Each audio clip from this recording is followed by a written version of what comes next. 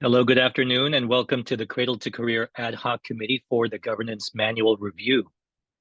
My name is Robert Tagorda. I'm the chair of this committee, and today marks our first committee meeting, which will be run according to the Bagley-Keene Open Meeting Act, as required by law. We plan to end around 2:15 p.m. Next slide, please. The purpose of today's meeting is to review Cradle-to-Career's governance manual. The manual states, quote, "It will be a living document which will be amended by the governing board over time to reflect the evolution of the Cradle-to-Career system. Changes to the manual will be considered by an ad hoc board committee at least once per year at the second meeting after the start of the fiscal year," unquote. So I'd like to remind the committee that our work here today needs to be within the scope laid out in the charter. We're going to walk through this during the agenda, particularly in item number 2. In addition, we have General Counsel Julia Blair with us today, should we need any questions answered with regards to any legal or policy matters. As there is much work in front of us, my hope is that we focus on the big picture. We don't need to get caught up in the wordsmithing in this particular session. It's important that we discuss the overall ideas and concepts to carve out the vision for where we want the edits to go. And it is at our second meeting where we can be a lot more intentional about exact language. Today also, I'm joined by 4 other governing board members. The members of this committee are Member Cochran, Member Fong, Member Furgielli, and Member Payne. Lastly, before we start today's work, I wanted to take a look at what lies in front of us. So in total, there are 7 items on the agenda. Our agenda, which is posted on the C2C website, specifically notes the agenda items on which we will be accepting public comment. Members will be voting on 1 agenda item, and we will open it up for member dialogue on 3 items. So in total, there will be 3 opportunities for the public to engage with the committee. Next slide, please. Okay, so let's call the meeting to order and ask that Mary Kay Cruz-Jones please call the roll.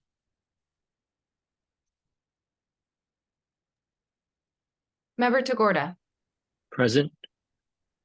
Member Cochran. Present. Member Fong. Here. Member Furgielli. Present. And Member Payne. Here. We have a quorum. Okay, fantastic. Let's move on to agenda item number 2, overview and layout of the executive of the process for the governance manual review process, including key milestones for the committee. Let's see, next slide, I think it's next slide. Okay. In terms of background context, on November 1st, the governing board gave the authority to the Governance Manual Review Committee to lead this process. A committee convened last year, and as mentioned earlier, it's the intent of this committee to streamline the review process. There were 5 work areas specified, including member expectations, scope and governance for advisory board processes, the agreement scale voting procedure. Next slide. And then 2 other points, timeframe alignment and the correction of typographical errors or updating vernacular to ensure alignment with terms and procedures that have been implemented by the office. Okay, next slide. So today our plan is to begin the review of the governance manual. Although we're going to begin the actual work of the review of the governance manual during agenda item number 3, I wanted to provide a brief framework here. So first, we'll discuss preliminary edits as outlined by the office. Then second, we're going to begin discussions and ideally propose corrections as a committee to topics that include member expectations, the advisory board recommendation process, and scope of work. If we do not get through all revisions today, my recommendation would be to appoint myself and another member to work on the edits offline in preparation for our next committee meeting so that we can ensure that we're in alignment with the timeline set forth by our governing board. Okay, next slide. So on January 30, at that committee meeting, we're going to reconvene to review the work done offline by two members of the committee, should that be needed, and have a final opportunity to review the governance manual and provide any final recommendations, thoughts, or comments. As previously noted, I would like for us to refrain from the wordsmithing today and really focus on the big picture so that we can get through the main overview for what we want the governance manual to look like, and then we can use our time in January to fine-tune the language. Today, our work will hopefully wrap up, or I should say, at that meeting, our work will hopefully wrap up, and we'll bring an approved committee-recommended red-line version of the governance manual to the governing board at our next board meeting on Wednesday, February 28th. So you can see the progression from today through January through February in terms of what our committee is expected to perform and deliver. Okay, next slide. It's important that we understand the cadence of upcoming meetings and what will be discussed to help us guide our discussions today. So members, before we close this agenda item, I'd like to open it up to you. Any questions, comments, or concerns from members of the committee before we proceed?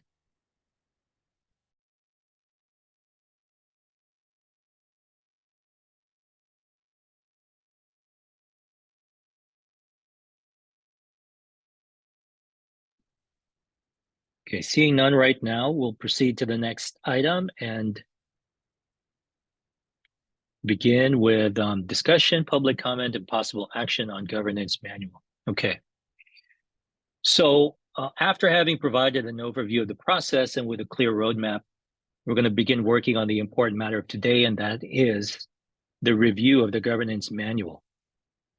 So I'd like to refer members to the staff report that was drafted for this agenda item. Members of the public, if you'd like to follow along, the staff report can also be accessed on the C2C website. Please remember that there are two parts. One is the staff report with itemized changes, and the other is a redlined version of the governance manual. So we're going to proceed with those two very critical parts alongside this discussion. To ensure that this process is as seamless as possible, we've broken down the amendments into three categories. Section 1 pinpoints stylistic changes to bring the manual in compliance with the office style guide, as well as grammatical edits. Section 2 details recommended additions, clarifications, or corrections.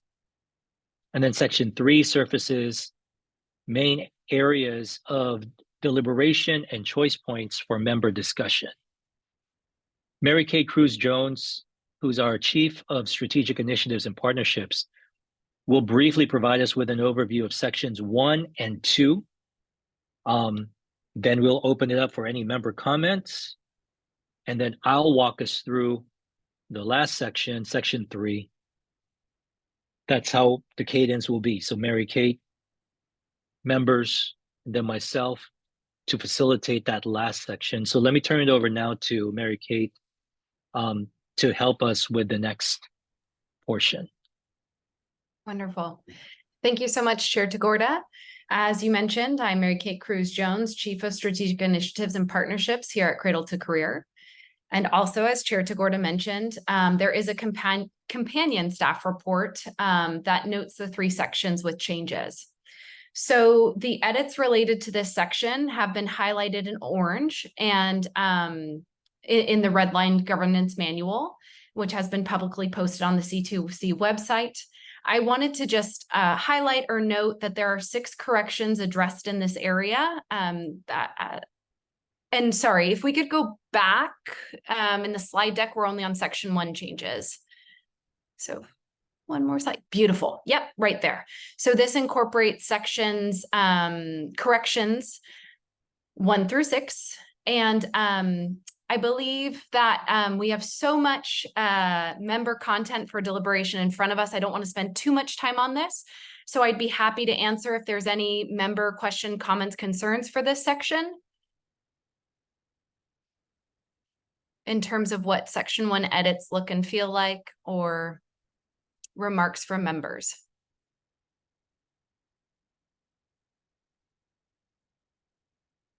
Okay. Seeing no hands from members, we can move on to section 2. I'm sorry, Mary Kate. I'm just going through my notes here really quickly, just a few small things. No, perfect. Let's do this. Number 17, or I guess recommendation 17 was the reference to staggered terms. And It so says is not relevant. Are we there yet or no? we're right about to be there. Oh, okay. I thought that's what you wanted questions on. Okay. Yeah, no, that's perfect. Just from corrections 1 through 6, it seems like we have no edits. Oh, And sorry. Okay. your thought is 17, which will come right up. So that's perfect. Very timely. So let's advance this slide to section 2 changes. There we go. 1 through 6. Perfect. That's great. Section 2 changes, just to highlight that, again, these are clarifications and corrections, technical changes. They're color-coded in yellow, and this incorporates corrections 7 through 22, which is very timely, member for Joelle. So let's dig into number 17, please. Just a wording suggestion. It says staggered term, the reference to staggered terms is not relevant. I would just say no longer relevant. Perfect. Thank you. And then with number 12 on the Begley-Keene, are those changes going to sunset in 2026 that we're speaking about here? Correct. Should we specify that in the language that we're referring to changes that are I can look at what we have in the governance manual. The staff report is just the explanation, but I think I see your point. If in the staff report, we have not put that it's temporary. I mean, in the governance manual changes, we should indicate where they're temporary. So I'll look into that and make sure when I look at the red line that it's accurate. Okay. Thank you.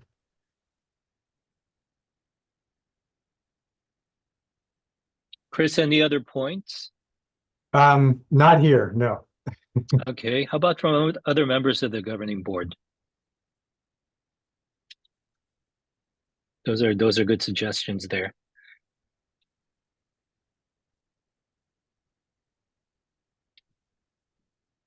I had one, this is Debbie Cochran. I had one comment. It's actually not necessarily related to the change. So I'm not sure if this is best positioned for here versus in January. I will say what it is. It's very small.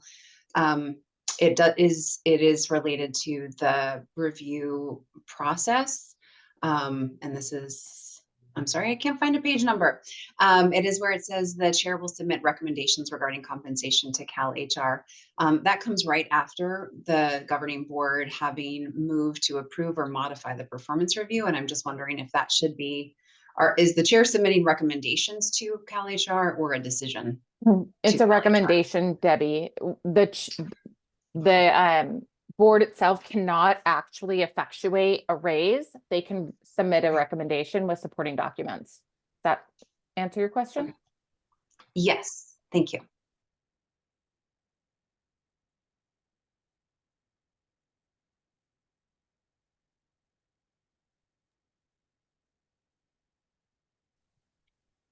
Any others on section 2?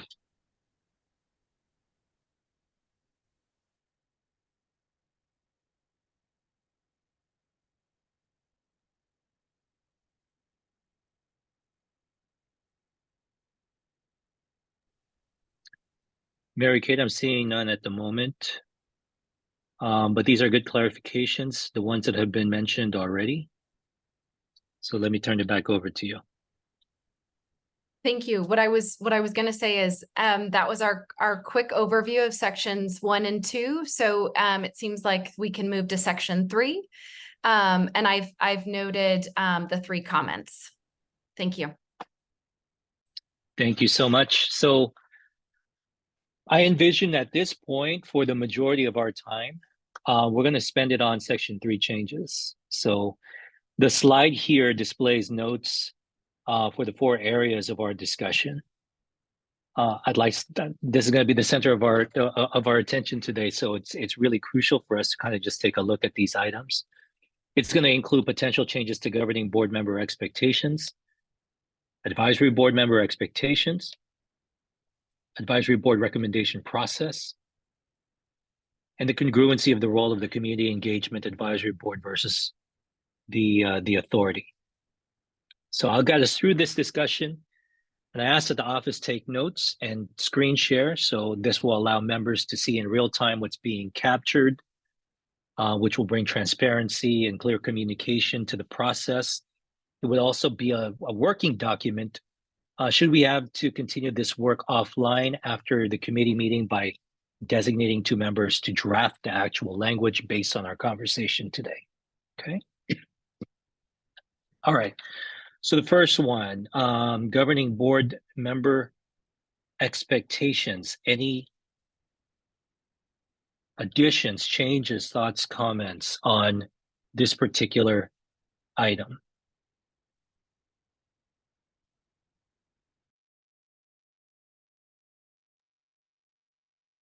I just have one more question, and maybe we could specify a little bit more what we mean by a culture of ambassadorship. The word ambassador to me means something kind of specific. It's like, I'm going to represent my institution's interests to this other institution that I'm interacting with. I'm not exactly sure if that's what we mean by ambassadorship or not. So I was kind of hoping maybe we can add a sentence describing what that means. So something, Chris, like in this context, the term ambassadorship, blah, blah, blah, blah, blah, something to that effect. Yeah. I see your point, and actually you bring up a really good point, particularly within the context of our governing board, because one might be able to interpret ambassadorship as ambassadorship for, like you said, representing one's institution within the governing board. But I think the broader context in which we're attempting to define this term is ambassadorship for the Cradle-to-Career data system and the collective effort that we have together. That makes right? a lot more sense. Yeah. Okay. Representing the vision of the system to the work of the office or something like that, or Yeah. That's a good point. Very good. That makes a lot more sense.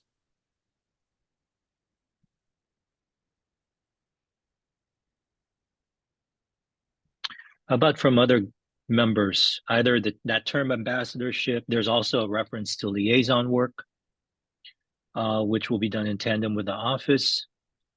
What other themes, broad concepts should we put forward in terms of expectations related to members working in partnership with the office or being responsive to the office?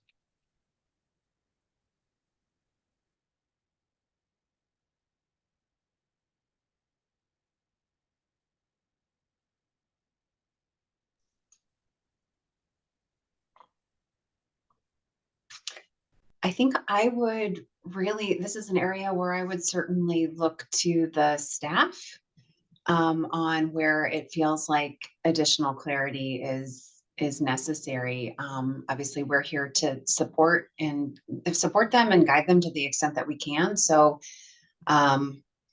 I think we need to really be looking to them for guidance on this, and where we can codify some rules for ourselves to ensure that we're as helpful as possible. Thanks, Debbie. How about from others?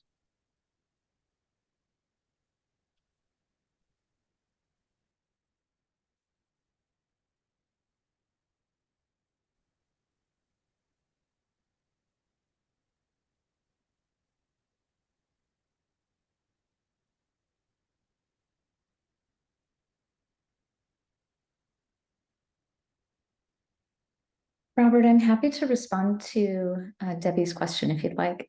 Yes, please. So I think, thank you for that question. One idea to add to what Chris had just mentioned on what does ambassadorship mean, the way that we have this in the notes right now, representing the vision of the system to the work of the office. I think another opportunity may be for board members to represent the vision of the system and our collective work to their own either appointing entity or their own home department or agency, right? So this might look a bit different for board members who are representatives of the data providers versus people who are appointees of the governor or the legislature, but thinking about being an ambassador for the data system back to the appointing entity might be one way to frame that would provide further clarity in addition to kind of the general language around ambassadorship. So I think that would be one thing to explore. And then I think the second point relates a bit more to what I alluded to in my executive director update at the November meeting, which is that particularly for the governing board members who represent data providers, there's a lot of work that I think right now might be a bit invisible to the public around coordinating with the technical points of contact, with the administrative points of contact, with the security task force members, and all of that internal work that happens.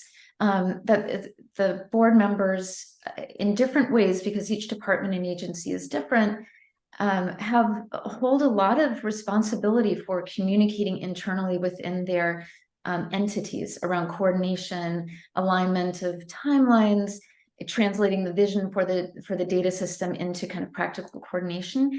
So I think this is a question for you as a committee, to what extent you want to try to make that more explicit in these expectations. It's going to look different for different board members because some of them serve both as the board member and as the administrative point of contact. Some don't. Some are coordinating amongst multiple departments, some just on one entity. But that's one area that I've just observed over the past year that's been a lot of work that the data provider board members have shouldered, and whether that's something that you want to kind of make more explicit and lift up as a responsibility that people take on, so that is more visible.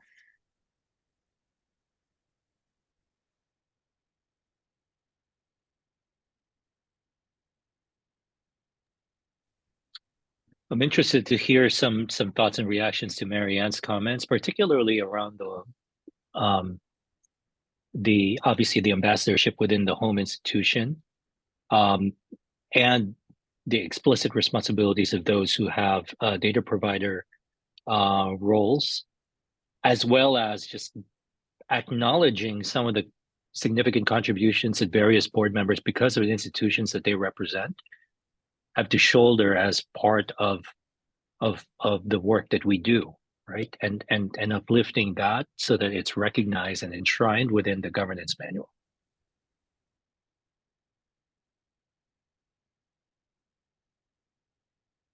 Yeah, I appreciate Mary Ann's point about ambassadorship looking differently for board members from data providers versus the other organizations.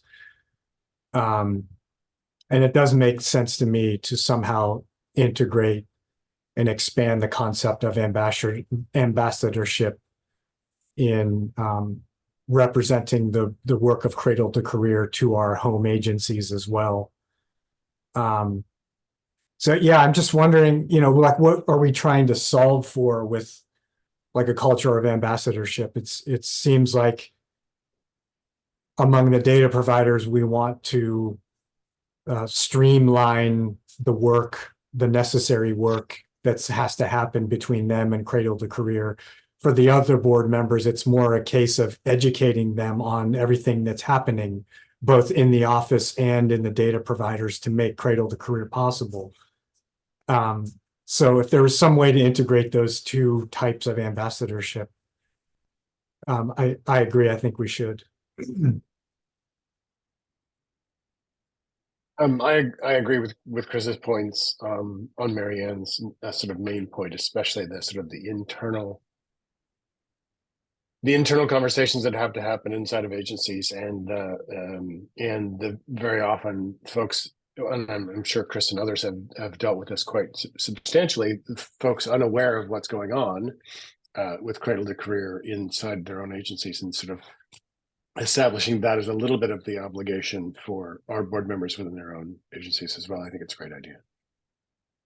I also agree. And I wonder if, in the interest of the clarity, or trying to make it a little bit more explicit, would it be beneficial to describe the sort of the reason for this governance culture, the focus on the ambassadorship, and or provide some examples of what some of these activities might look like in the manual itself? That sounds like a pretty good idea to me.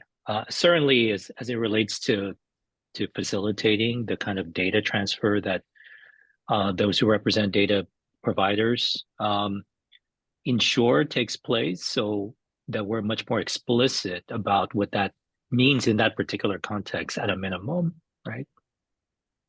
Yeah. I also think we should excuse me, we don't need to state this per se, but I think we should make sure that we're aware that sometimes this role will need some support from the office as well to be able to sort of fully function in it, especially around context for the interplay with other providers and other board members and other activities that are happening. I think another point of context, and I appreciate the comments, all of the comments that have been made so far. I think the other part of context here is that a lot of that kind of ambassadorship within organizations or agencies is sort of invisible. So it's not always apparent when it's happening, and that sort of it brings back a bigger question about the expectations, which are sort of to what end. Obviously, attendance is one that's highlighted in the manual as a proposed change, and that's easily tracked. Ambassadorship is harder to track, and on any front. So I suppose it is really more about kind of creating a set of cultural norms, which I think is also important. But I think this question of the more we talk about ambassadorship and what it means in different agencies and recognizing the complexity and variability of that, I think the more we start to get into the fact that it is to some extent intangible. That's a good point, and I think maybe one way to think about this is we're laying out the foundations, right? And we're going to slowly go through it as we commence and proceed with and make progress on this particular enterprise. I imagine once we've got, dashboards and things like that in the public sphere, it might even evolve further. So to the extent that we can make some progress now, right, with some of these key themes that have been brought up, certainly delineating some of the responsibilities that data providers have, defining what ambassadorship means to begin with. Like these are some really good stepping stones for us as we move forward with this work.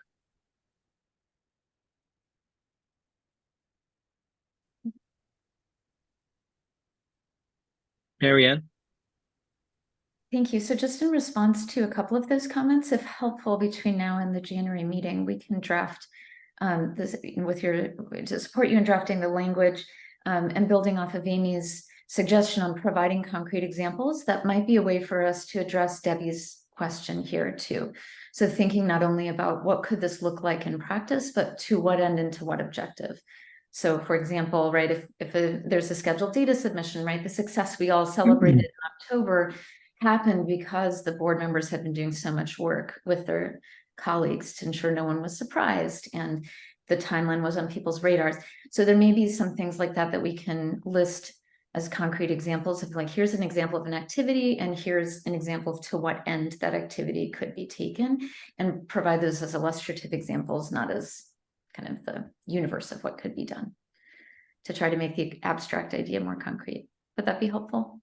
I think so. I think that would be helpful. So now we've got sort of the themes that we want to touch on with that kind of language. If based on Debbie's recommendation, the office can draft some language that can help to enshrine some of this in our governance manual. Then when we come back in January, we can deliberate on what that language looks like and see how it can get incorporated into the manual itself. Any other closing thoughts on this particular item from members of the board? Does that sound good? Yeah, I think, this is just kind of redundant, but just my thoughts on this. It sounds like what we're trying to do is we're trying to make board members aware of all of the activities happening within Cradle-to-Career to empower them to enlist their organization to be a part of Cradle-to-Career, so they can go back to their organization with full knowledge of everything that's going on and fully enlist the support and participation of their organization in it. It's a good way to put it, Chris. I think that's exactly the direction that we're heading in. So yeah, I'm glad that you're helping us summarize that point. Okay. Any others on this item before we move on to advisory board member expectations?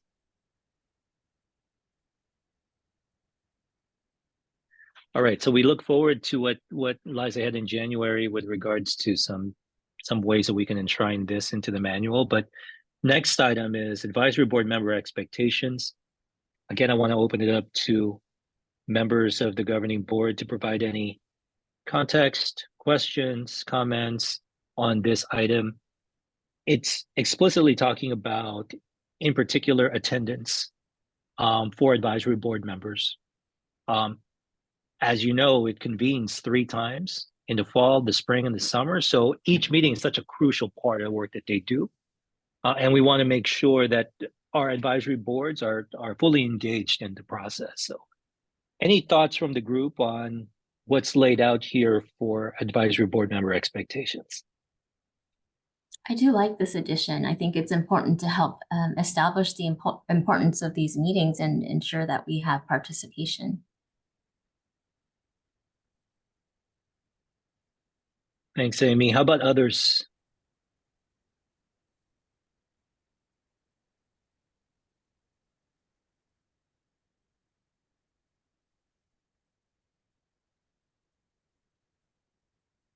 Now, this one specifically notes right now in the text that the runner-up that was established during the selection of advisory board members would be appointed to the new vacancy should this occur, right?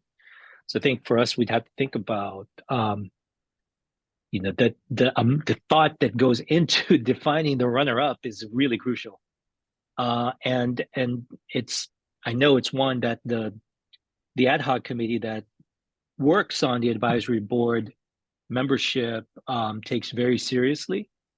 I think defining that as one of the potential outcomes for that runner-up also helps to further refine the work that the ad hoc committee would need to do in order to think about like some of the ramifications of the decisions that they make. Is it possible to specify mandatory attendance by the board member or their designee?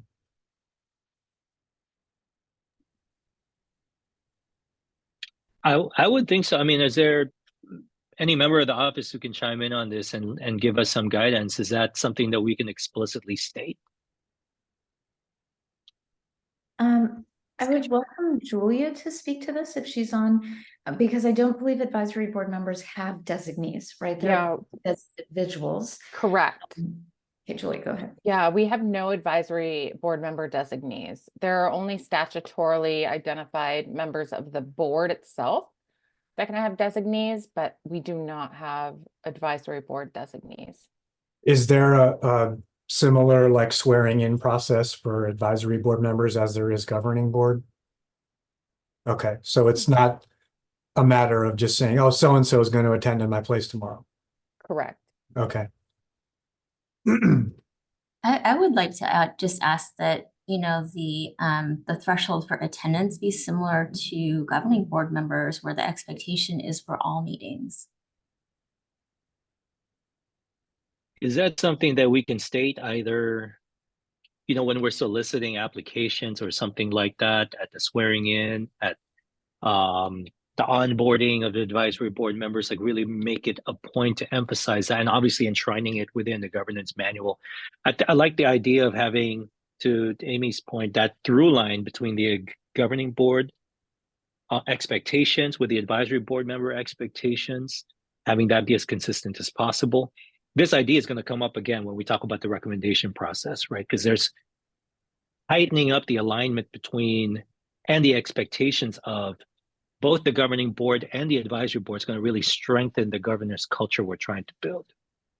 And I will just say that the statute is, there's very little in the statute about expectations for advisory board members. So I think the governance manual is really the appropriate place to put it. And then of course, we would do an orientation with the onboarding to communicate that. But I do think that attendance is something that should be in the governance manual, because I don't think that's something that the legislature would want to, you know, clarify in law.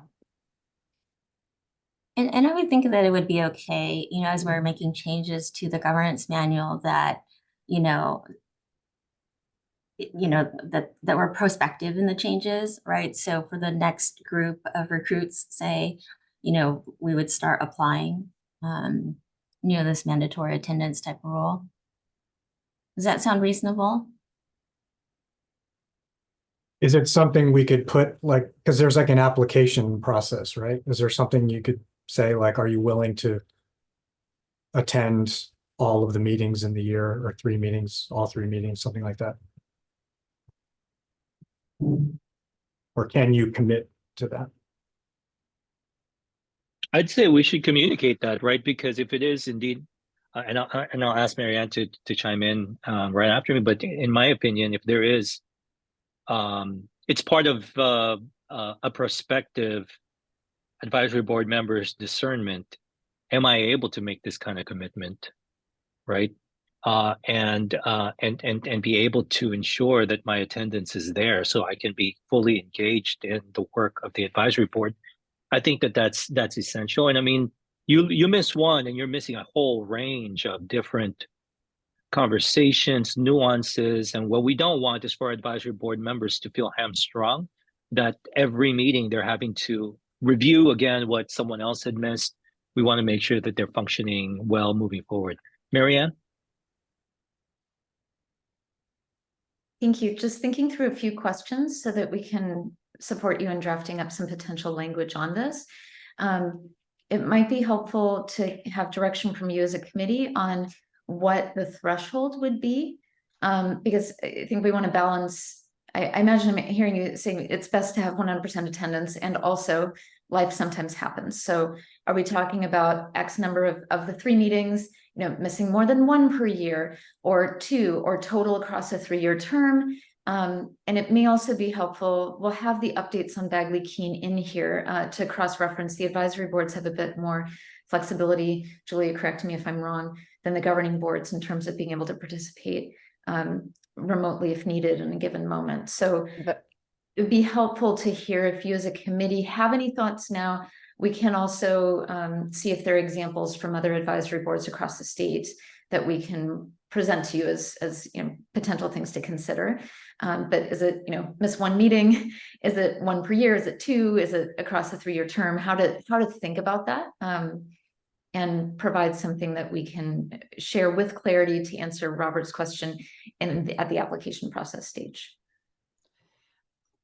Marianne, if I may chime in, I'm so glad you said this. I was waiting for the moment to see something similar. I appreciate the idea of aligning expectations between governing board members and advisory board members. But if we're looking at the governing board member standards as kind of a setting cultural norms and expectations, I think that makes sense for attend all meetings. And obviously it's a good practice. But I think when there's stakes, there needs to be something a little bit more cognizant that kids get sick.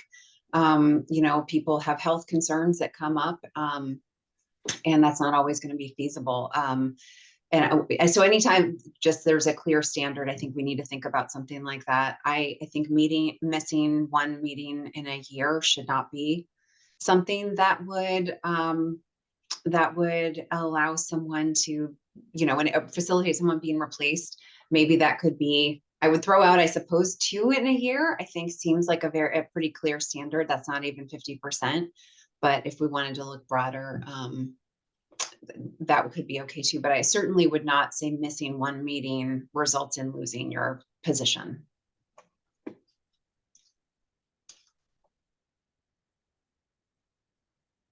Thoughts from other members of the committee? Yeah, I would agree with that. I think, we have to be realistic and cognizant that, life happens. My thing is I think just setting out expectations, that the expectations is that people attend every meeting. But we should put something in there that,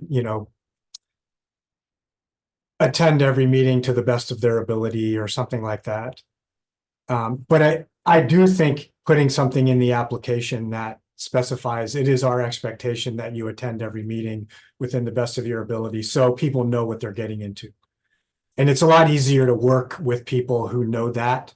And if life happens, we'll deal with that. But people who don't come in with that expectation, who think they can just come and go as they please, it's harder to work with that. So I think getting that expectation out there, but also in the language here, acknowledging something in the line of, attending every meeting within the best of their ability.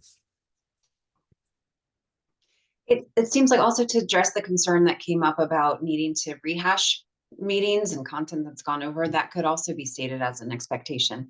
To the extent that something arises and a meeting needs to be missed, it's the member's responsibility to review the meeting and to catch up, to understand what they missed, so that the rest of the board's time is not spent having to catch someone up.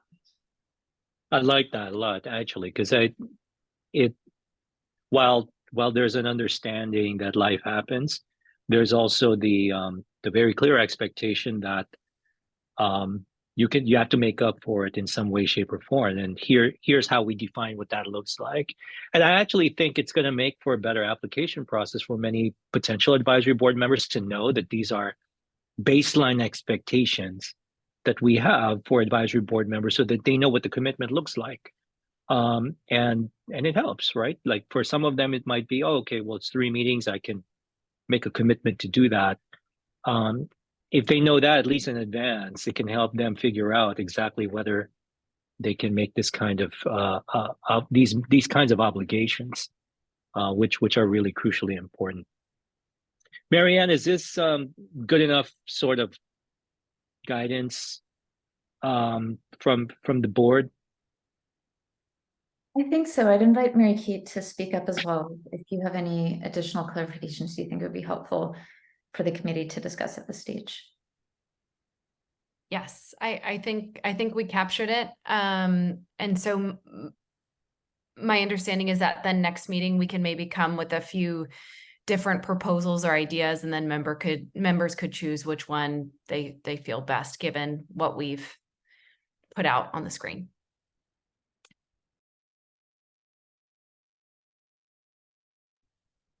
Sounds good.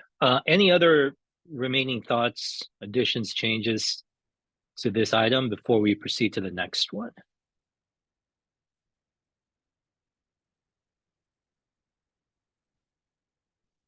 Okay, seeing none right now, we've got next steps for this item, and now we'll move on to advisory board recommendation process.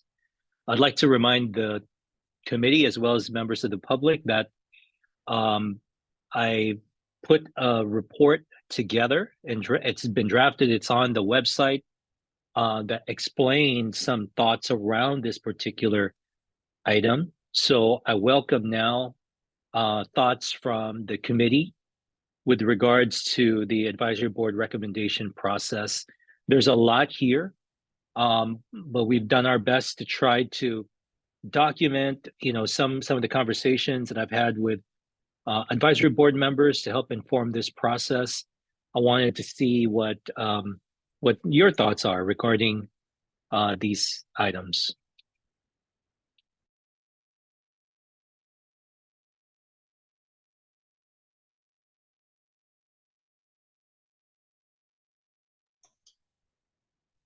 Or should we go through, I know there were several recommendations that are outlined. Should we go through them one by one? Or I think that would be helpful, unless you've got something. Let's start with the first recommendation. That's a good suggestion there, Debbie. Any thoughts on the first recommendation?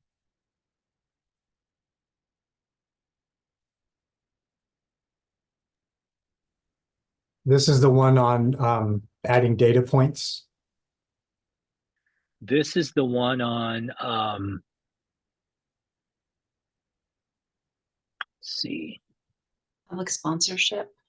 It's it's sponsorship. Okay, This is the one on, Right, okay. yeah, the public being brought into the recommendation process via the advisory board recommendation process, which will reinforce the role and the responsibility of the advisory board members to listen to, collaborate with, and understand and implement the thoughts, needs, and concerns of the public. So a couple of mechanisms by which sponsorship of ideas can be brought forth to advisory board members, both from the public as well as across the advisory boards. First of all, I just want to express my appreciation for all of the work that went into putting this report together and providing this information and the analysis and the recommendations from the chair. It was really helpful and excellent work. I just wanted to call attention that there is already language in the governance manual about members of the public being able to submit recommendations for data point. It's one sentence at the end about, I think it's like section 3 or step number 3 or option number 3, sorry, of how data points can be, how data point recommendations can be submitted. And it's anybody who has an idea for a data point, please contact info@c2c.gov and somebody will reach out to you, which is clearly probably not enough language, but there is already a process laid out in the governance manual for that. This process, so in general, I'm in support of members of the public being able to make recommendations for data points.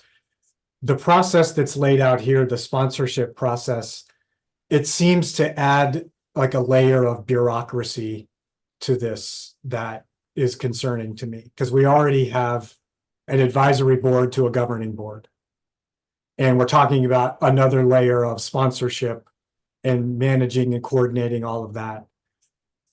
It kind of adds another layer of complexity organizationally that concerned me. So I just wanted to circle back to what was already in the governance manual and why that was insufficient as a way of collecting public recommendations for data points. Chris, I appreciate those thoughts. It's one of the countless reasons why you're on this committee, right? The fact that you would remember there's a line in there that speaks to this point is fantastic. Mary Ann, let me turn it over to you. I'll just make one clarifying comment, if helpful. So thank you for highlighting that, Chris. I think one distinction is that when someone submits ideas to info@, it's visible to us as staff. But that this process did not provide a mechanism for making that idea that a member of the public had visible to the advisory boards. So I think that would be one way to think about this proposed process that Robert is outlining on sponsorship, is essentially making it possible for members of the public's, their ideas to be at the fingertips of the advisory board members as they think about what recommendations to prioritize. So it's sort of formalizing a mechanism for ideas that get submitted to the office to be visible to the advisory board members. So I just wanted to clarify that so far that the one sentence about, yes, and people can continue to send the office ideas at info at and otherwise, but this would be one mechanism to respond to the requests from members of the public and the advisory board members to have the public more integrated. Right now, we don't have authorization, for example, to necessarily share ideas that come to us at info at in some organized fashion at a certain point in time. Okay. Because I'm just trying to remember, and maybe Gavin remembers, the wisdom of what we were thinking when we put it in there originally. I guess the assumption was that since the office is staffing and coordinating the work of the advisory board, that would be the best vehicle for the recommendations from the public to make its way to the advisory board. Whereas, if we're envisioning a process where the public is communicating directly with the advisory board, that's going to involve a lot more process and formality and all of these other things that we'd have to further bolster and build into this group. A new infrastructure versus kind of an existing infrastructure. Gavin, so did you have something to contribute? So Chris, I think you're right. The fundamental for me at least was the office is responsible for sort of gathering and disseminating information. We can probably do, and everything should flow through the office. That's sort of the organizing entity. I think we should. I get what Robert's trying to get at with this, and the notion that there should be some transparency and clarity around what the advisory boards have in front of them as well. I guess I'm comfortable with the additional layer that you're fearful about, assuming that the offices and the staff is comfortable with that layer as well.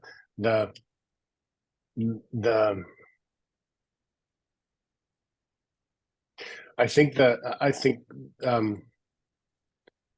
what we're trying to embody in terms of sort of the radical transparency of the organization is making sure that there's sort of full disclosure and full communication of everything that comes over the transom. And the question is, how do we mechanize that in a way that is both effective and respectful of those who are submitting, especially if they're not members of the advisory board, and not overwhelming for the staff.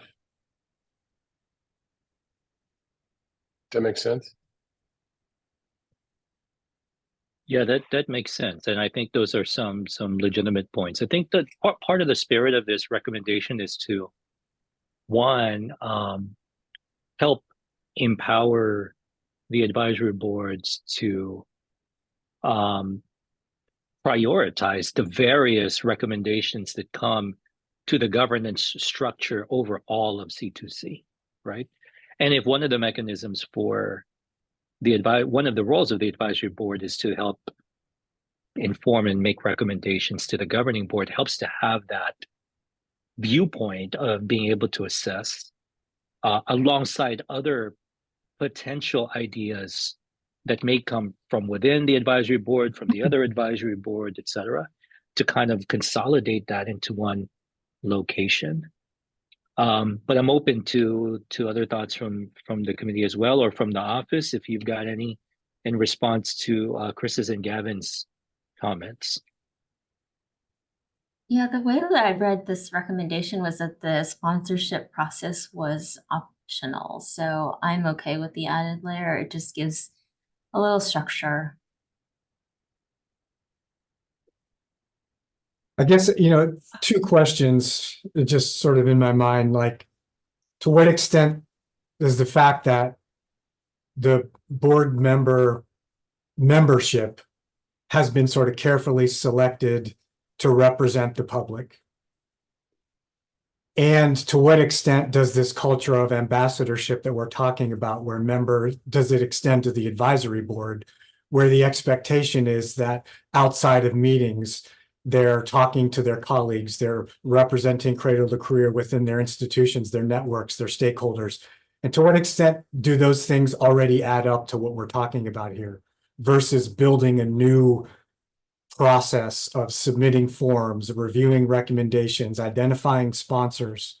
To what extent are we just kind of duplicating what we've already created through carefully selected public representative membership and ambassadorship? If I may chime in, I have some very mixed feelings about this proposal. I would say on balance, I think I would align myself more with Chris's comments than just if I had to choose somewhere in the spectrum. I do think I don't necessarily have concerns about some additional clarity on what the process is, but it feels a little like what we have right now is sort of, it's probably not, I'm not sure it's necessary bureaucracy, but if it is, then I'm not sure it's enough. So if we're going to go towards adding this step. So some of the questions that I had when reviewing it were, what are the downsides? Are there downsides to committing to posting everything that is submitted? Because, the reality is we don't know what's going to be submitted.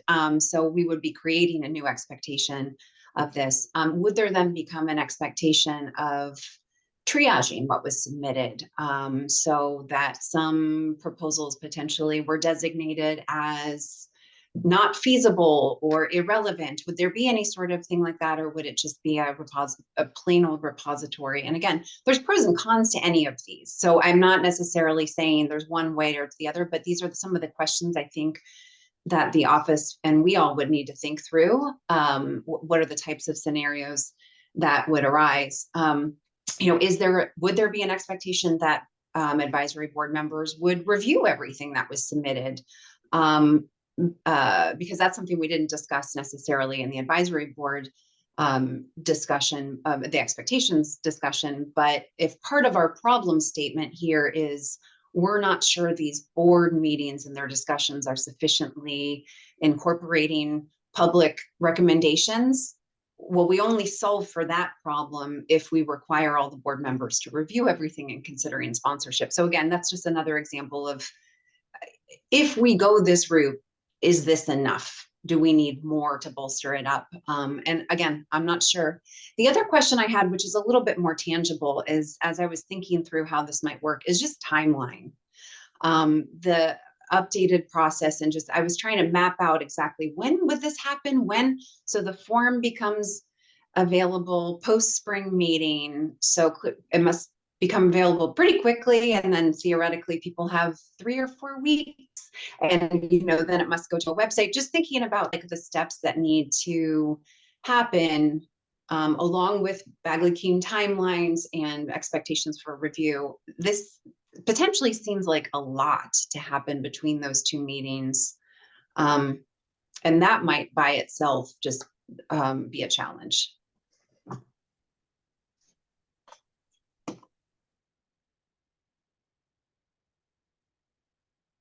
Appreciate those comments, Debbie. I think the general spirit of the recommendation was more, it wasn't to add the bureaucratic processes per se, but to provide another channel by which advisory board members can interface with the public in a very structured way that allows the public to have a broader ability to make recommendations to the governing board through the advisory board mechanism. So to answer your question, and maybe this is something that we can continue to discuss. It in my view, it doesn't really add or shouldn't add to the the broadening of the expectations around advisory board members, it simply gives them another outlet by which to draw ideas for deliberation within the context of the work that they're currently doing in the advisory board.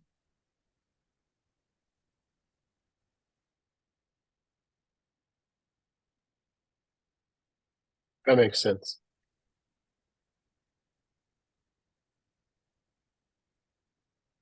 Yeah, I was thinking about this more from a transparency standpoint. And, oftentimes, the best ideas happen when, people are in a room or talking together. One thing kind of generates another kind of thought or another set of questions and those kinds of things. So I was really thinking about it more from that perspective than the ambassadorship type of angle.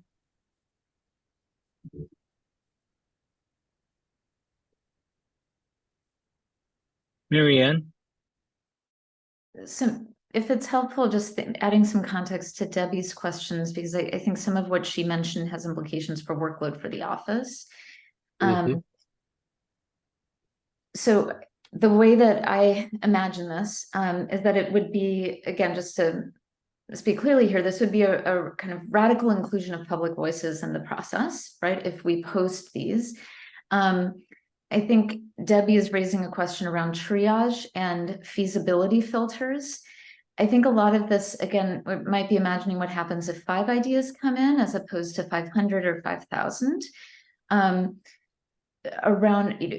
think it would add more work for the advisory boards than the office in a scenario in which we say we provide the mechanisms for ideas to come in and for those to be shared with advisory board members, but wait to do the feasibility assessments until the advisory boards have prioritized the small number of ideas they want to advance to the feasibility study stage. There are probably some precedents we can look to in terms of public comment or other forms that governments at the state or federal level do, and posting. For example, I'm imagining, what if we got spam submissions or things with language that we wouldn't want on the website for whatever, profanity or other reasons, right? So we could think about some mechanical things like that would be different from the office conducting a feasibility filter or any kinds of filters like that essentially is putting our office in a role of prioritizing some ideas higher than others at that first funnel stage, as opposed to once the advisory board sends something to us for a formal feasibility study. That seems to make a lot of sense to me. Let me just put a little bit of a point on it, though, too, because the mechanism of the recommendation by advisory boards and then feasibility was purposeful throughout the planning process. But I do think that we should empower the office to be able to say at least about suggestions that come in. Let's say we have suggestions that are on their face ridiculous or untenable. You should be able to be empowered to be able to say, I'm putting these in front of you because we're trying to be transparent about all of this activity, but I'm also making a note that these ones can't be done no matter what you say. And I'm saying it inartfully, and you would, I'm sure, say it much more sort of artfully and nicely than that. But there needs to be some empowerment of you being able to do that.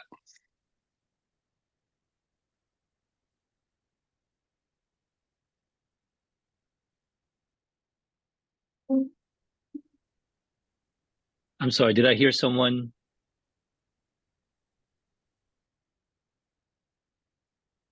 Well, let me ask the group, where are we landing right now? I understand some of the concerns. We can circle back to this one if we want. We can proceed with the other recommendations if there isn't enough consensus at this stage. Just so we can try to cover as much ground as possible, and then we can circle back to this and wrap it up, and maybe it'll make more sense with some additional context. How does that sound with the group? Or do we want to continue to deliberate on this first recommendation? I mean,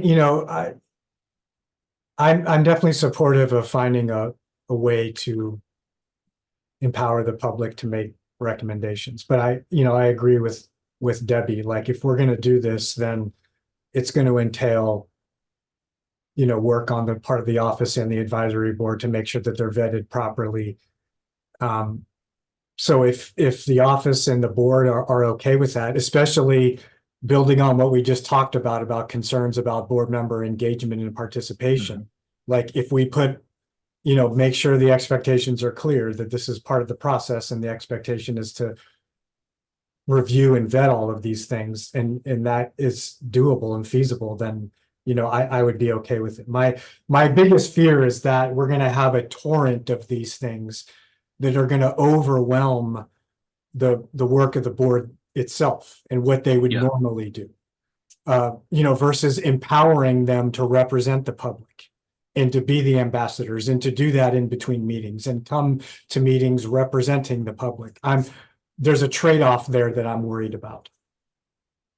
Yeah, I hear you, because if this is volume dependent, to your point, Chris and Debbie, right? Like if we're talking about a handful, that's one thing. If we're talking about hundreds, thousands, it's a whole nother matter entirely.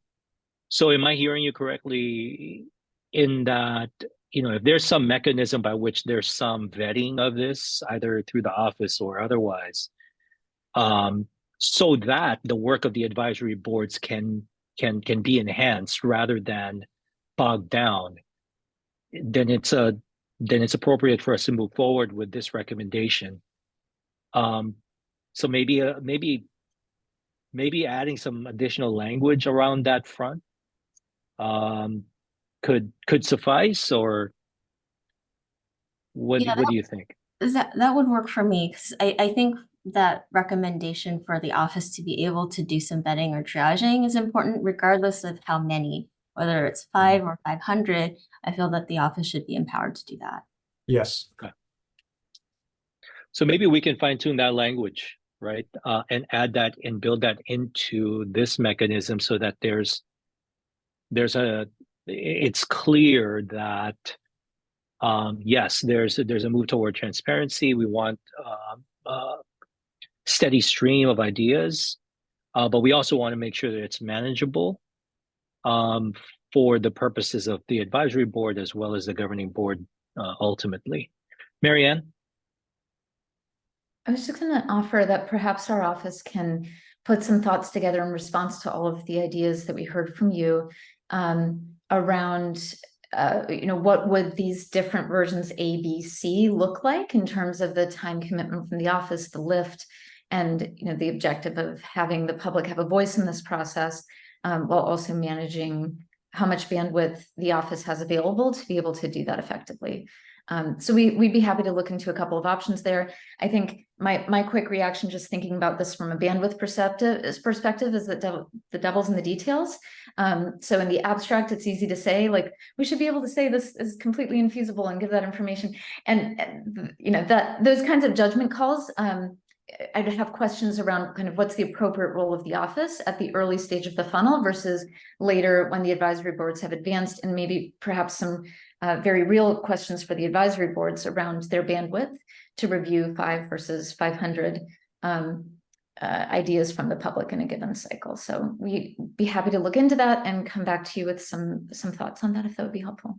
Yeah, I think that would be helpful, because that'll ensure that whatever we do with this recommendation can be operationalized. At the end of the day, that's what we want, right? That I'm hearing from everyone that yes, we want this stream of information, but we also want to make sure it's manageable, and it's manageable for the governance side of the house as well as for the office. So I think that would be valuable for us. All right. How about the second recommendation? Also just chime in go one ahead, other point. I really appreciate that, and I think with those kind of comments in the direction we're going, I feel like this seems very promising. I do also think just on the timeline part, I think it would also be just very helpful to really kind of think through what is the timeline, just to make sure it is feasible, and whether, for instance, the recommendation form needs to be offered earlier. Just any sort of those logistics, just to make sure that they really are realistic. Sounds good. Second recommendation.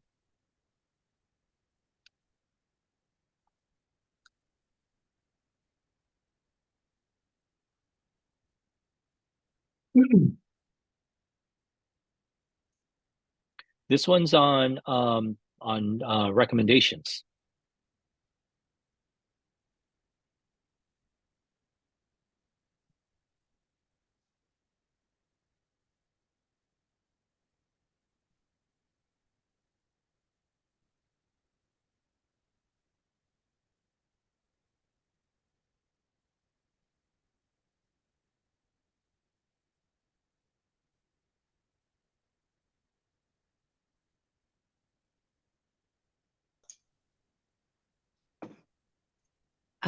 I will chime in. I thought that the recommendation seemed very reasonable. I did also appreciate the comment that all recommendations do require, a type of analysis, whether, whether kind of already collected or not currently collected. And it would just further note, data providers collect different things. So I don't even know that sort of division of what's already collected versus not collected is particularly meaningful. Yeah, I sort of had that same reaction. For me, it was more of, what do we need? And what would best serve the public? Yeah, this delineation was in the original draft, and I think I was the one who pushed back against it to collapse it into what it is now. So now I see it coming back. We want to expand it back out again to have 2 tracks. I personally don't know how board members would know if a data provider collects something or not. And the work that would have to go in to like definitively determining whether they collect it or not seems like a waste of time. And I agree with Amy. What we need from them is, what does the system need?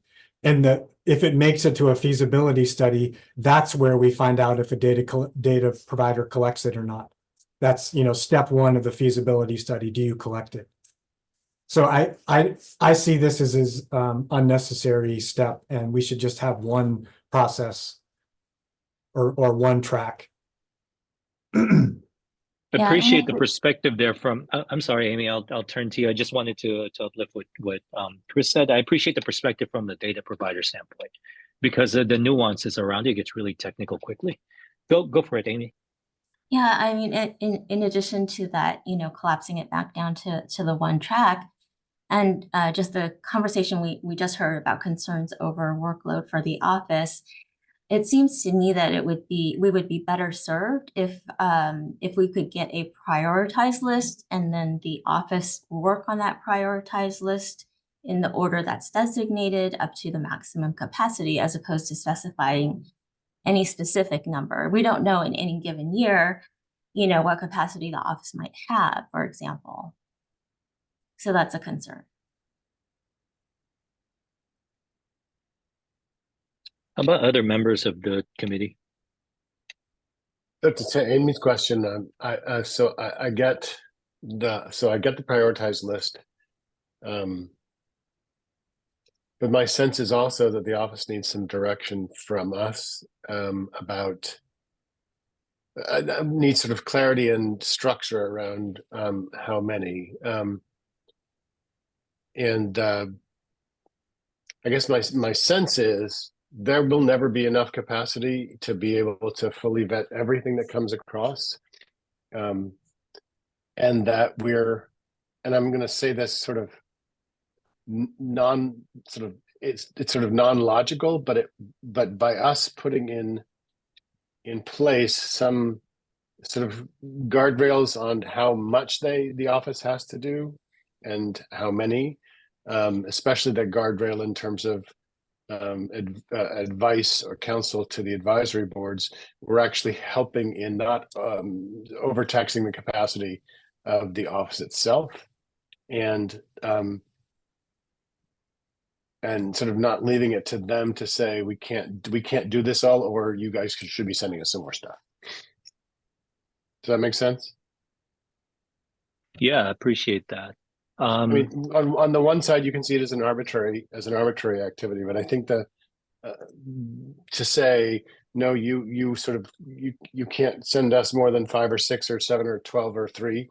But I think to the larger issues, of capacity, there will never be enough. And so we have an obligation as a board to sort of set some of those parameters. Going forward to, if not insulate, to give some dependability or some sort of reliability to the office about what sort of capacity it can devote to these issues of reviews and feasibility on an annual basis. Well, I worry too that, you know, the requests are not going to be, you know, uniform in size and work effort. Because, you know, if you're looking at a feasibility study for, you know, data points that are already collected versus data points that are not being collected, it's just a very different scale. And so, you know, if you have 6 of one and then just one of the other kind, do you need more or less time? You know, it's just really hard, I think, for us to define at the outset based on that.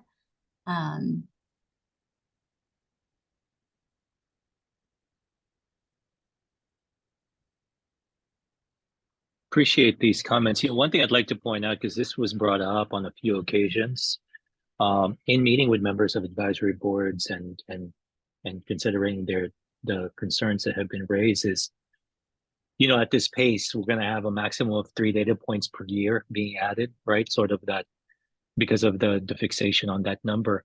But I think it's important to note that the office already has plans to host task forces related to at least 3 planned sets of additional data points that's defined in a 5-year timeline and aligns with the strategic plan.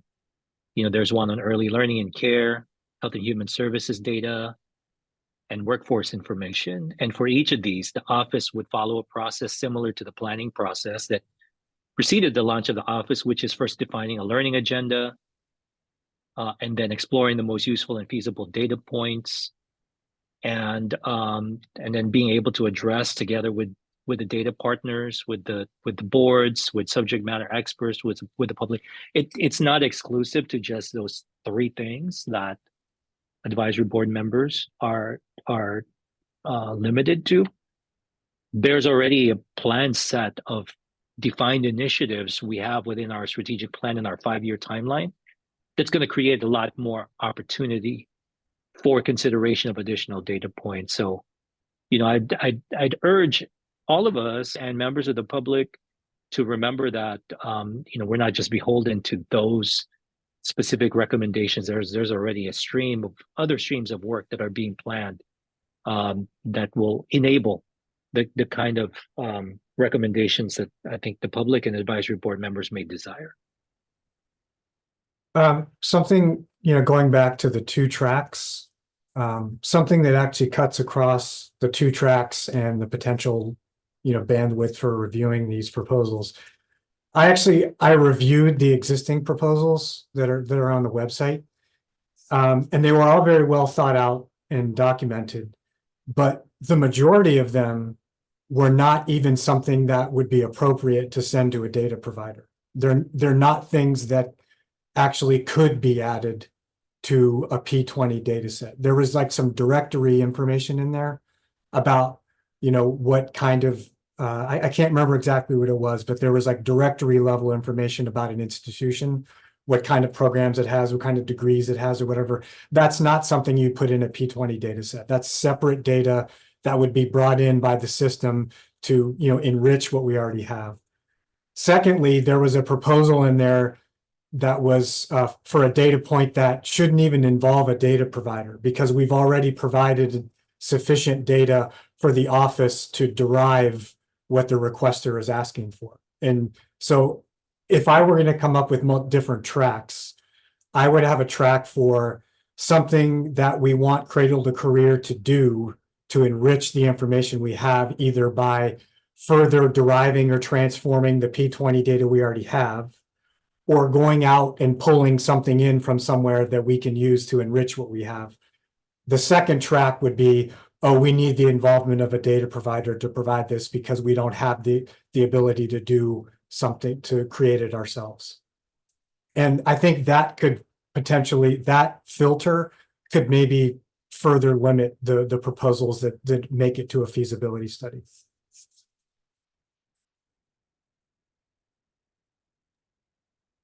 Thanks, Chris. Other points from the group on this recommendation?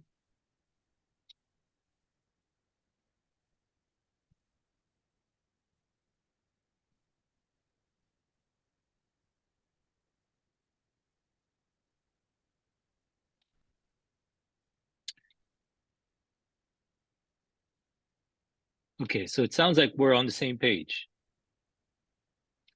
And we'll proceed to the third recommendation.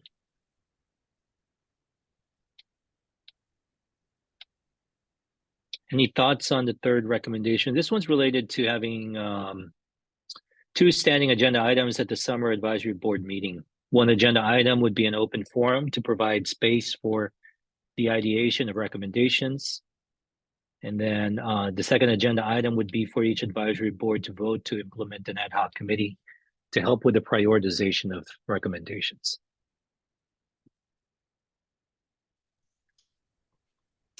I have one clarifying question.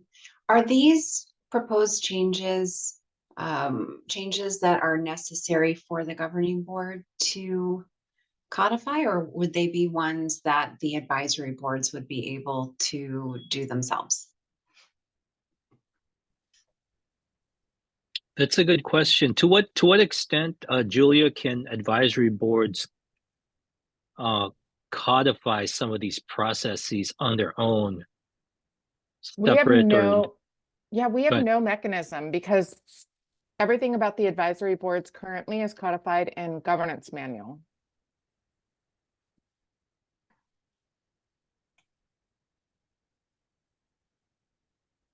Okay, Debbie, does that answer your question? I think so, but they can suggest at their meetings future agenda items and decide what's going to be on there. Well, we don't Future- even have a chair, so it's really challenging because advisory bodies don't even have a chair. And for the governing board, for example, the chair works with staff to create an agenda. Okay. So right now we have staff that comes up with an agenda for advisory board meetings. Is that something we should be talking about? If I can provide further context, we had discussed the idea of whether advisory boards should have a chair and formal roles like that with them. And the consensus at the time when we talked with the advisory boards is that they had a preference for our office to do that. So we didn't hear from our advisory boards when we discussed this with them last year that they wanted to have the formality of those roles. I think just taking a step back and hearing this and some of the comments on the prior point, I think we heard from the advisory boards in their meetings that they desire to have more context and they want to be able to submit as informed recommendations as possible and to prioritize them with as much information as possible. And so that's where this idea of having a committee meeting where they discuss amongst themselves how to prioritize the different ideas that came from. To answer your question specifically, any advisory board member, yes, could in a given meeting say, I would like to put in a future agenda item, the idea of having a committee to discuss this. So they could do that. Having this process outlined in advance would help with predictability and advisory board members kind of knowing ahead of time, okay, here's what happens in the spring, here's what happens in the summer, here's what happens in the fall. So it's a bit of a trade-off between documenting perhaps at a higher level of detail than is literally necessary in the governance manual versus providing some predictability and clarity on process in advance. It's interesting. I'm struck by at least a theme I'm sort of sensing throughout this conversation. The last sort of 2 or 3 items is about it's about us as a more mature organization than we are right now, and that many of the things that we're trying to sort of control for and figure out are things that are going to be much more important, I think, sort of longer term down the road when we're sort of a much more established organization. It's a great thing to be thinking about now to sort of future proof us going forward. But I just had to sort of call it out. I love our maturity of thought.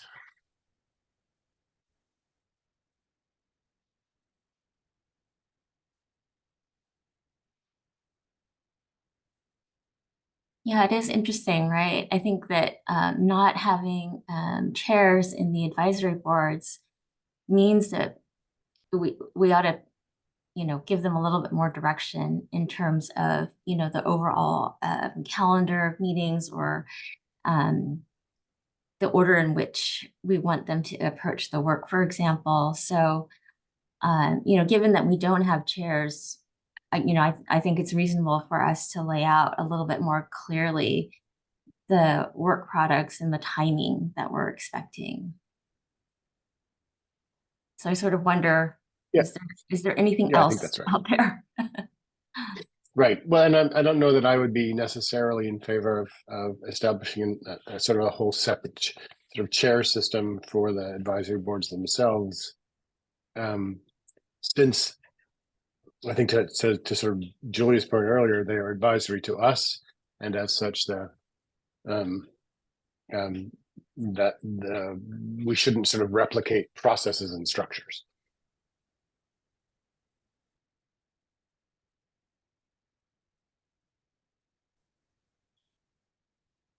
Other thoughts from the group regarding this recommendation? These are bringing up a lot of great points, right? In many respects, it's hard to project, what kinds of issues, topics, areas of concern may lie in the horizon in the future. At the same time, we're trying to, I think, at a minimum, create the kind of alignment between the governing board and the advisory boards that would be desirable for us right now, to have a consistent set of items to focus on. I think that's the sort of the bottom line with many of the recommendations that are being brought forth here, is that we want that kind of clarity, and the lived experiences of our advisory board members is raising a lot of these issues to the forefront, based on their deliberations. But their deliberations up to this point may not necessarily be the same as moving forward. So that's part of what makes it a little tricky for us. Well, and I would also say, I think one dynamic, which is also not unique to this point, is that the governing board members tend to feel a little protective of the staff and the office and their capacity. We have conversations about staffing and budget, and really want to make sure that the work that you all are doing is doable, feasible. So admittedly, hearing things like, I don't have strong feelings about a chair of an advisory board, but knowing that they didn't want to take that on. And so this is really kind of the work of managing this is really on the staff. I look at this question of the public facing report with the justification and prioritization of recommendations. And I admittedly wonder a little bit about that and how that's going to come together. So I think that's part of the thinking too. Certainly more than any actual concerns about any of this. Just does this feel like the right level of detail and outputs for these committees?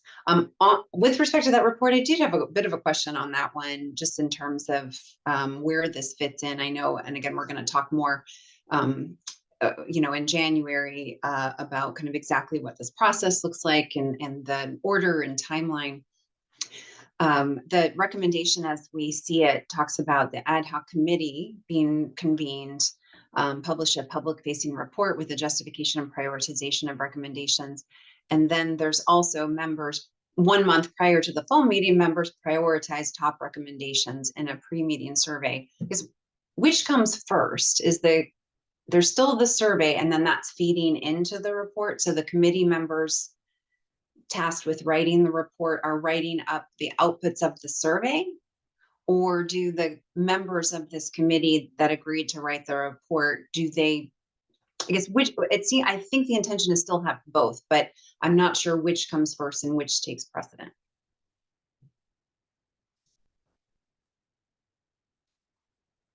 I'm happy to provide some context if that would be helpful. So this is in response to answer your question, the process that's outlined here is that the advisory board optionally could choose to form a committee that would discuss in a public meeting the ideas that advisory board members submitted, and then essentially provide ideas you could think about as you fill out that pre-meeting survey document that's shared with the advisory board members and posted. So it would happen before the report precedes that pre-meeting survey. So this is part of what, we heard live in that meeting, and what Robert heard in his conversations with the advisory board members is that they felt they wanted an opportunity to have more context, precede that individual filling out of the pre-meeting survey. And I appreciate what you highlighted again, just talking about office bandwidth. This would be something the advisory board could choose to do, but would need to take on, knowing that it would need to be advisory board members and their voice in having that conversation in the public meeting, and then also deciding how to summarize the deliberations and discussions of that committee meeting for the rest of the board to take into consideration if they choose to. And so each individual board member could choose to rely and be informed by that, or form their own opinions as they decide how to prioritize recommendations in the pre-meeting survey. That's a very long-winded way of saying this proposed idea creates opportunities for the advisory board to engage much more deeply, but it creates a lot more work for the advisory board members, at least the subset who are on the committee, than what they experienced in this past round. I'm okay with that. Same.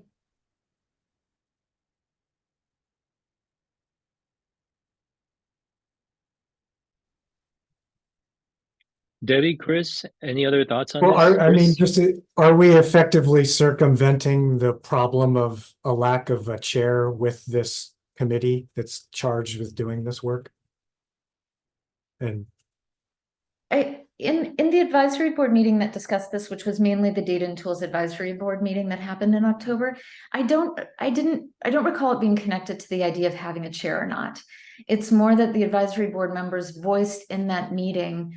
We all filled out this survey before the meeting, but I sure would have liked to hear what my peers here thought of the different ideas and discuss them.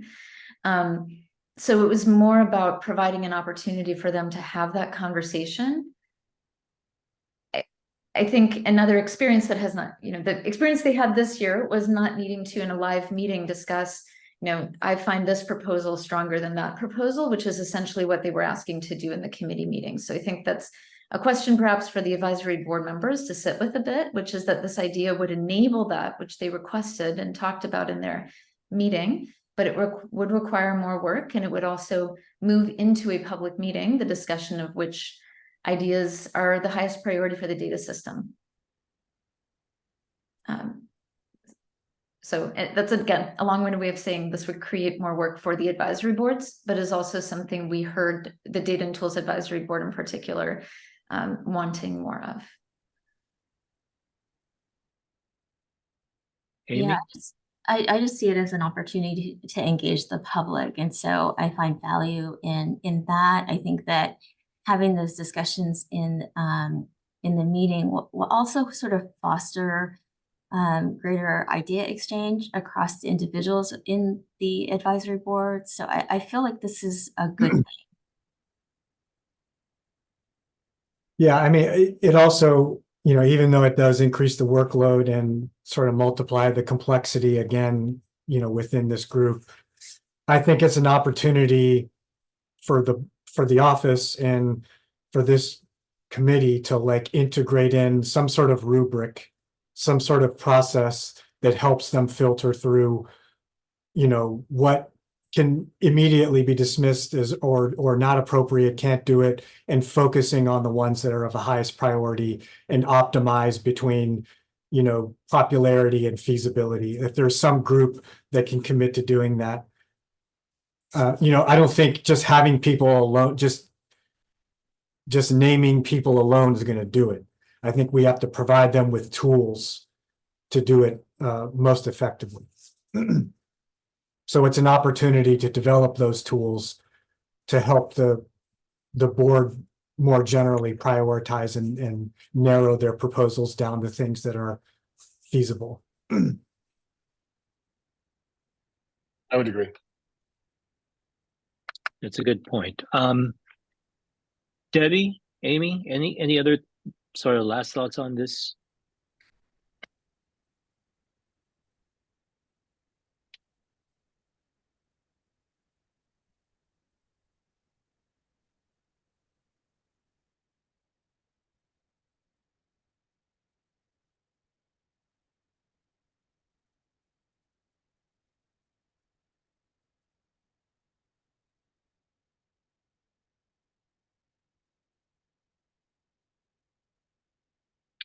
Okay, let's proceed to the fifth. Again, another kind of related recommendation here. This recommendation is the fifth recommendation, adding a sentence to the governance manual noting that there is not a limit on the number of recommendations that an individual member can propose. Also suggesting that the office continue to upkeep the advisory board proposal page on the C2C website, noting a few modifications that would strengthen the information provided.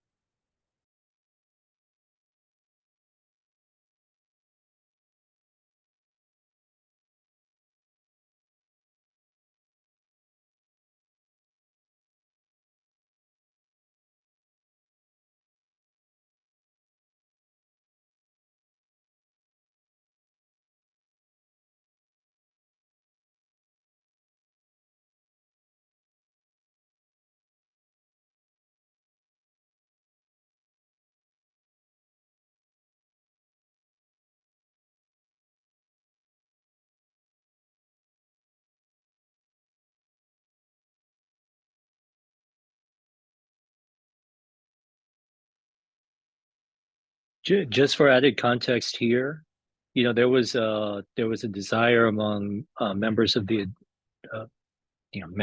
members of the advisory boards to clearly define if there is a limit to the amount of recommendations that each advisory board member can submit annually. My position on that is, given that there's a prioritization mechanism in place within the advisory board that advisory board members undergo, I don't think that there's a need to create a cap on the number of recommendations that a member can submit a year, and that we can clarify that within the governance manual. The other part of this is sort of institutional knowledge. It's creating a repository of the recommendations submitted.